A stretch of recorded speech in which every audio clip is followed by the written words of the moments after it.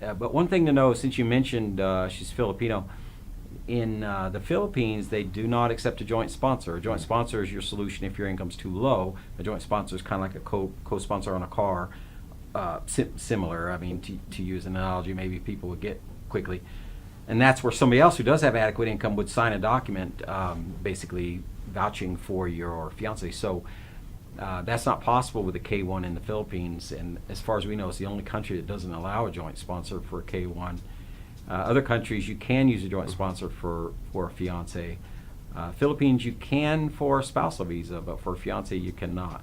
So if your income is not adequate and you want to bring a fiance here from the Philippines, you either need to get your income up, get another job, second job, something like that. Use assets if you have assets that you can add to the mix, or get married so that you can use a joint sponsor. So there's some options there. So when you get into finances, it can get real tricky. In fact, that's one of the biggest problems we see people have is getting through the financial requirements. I mean, obviously it's not tricky if you have a great income that's well above the requirement, then it's no problem. You'll go right through. If it's well documented, you've got W-2s and all that.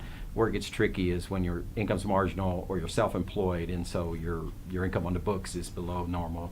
It can really be tricky.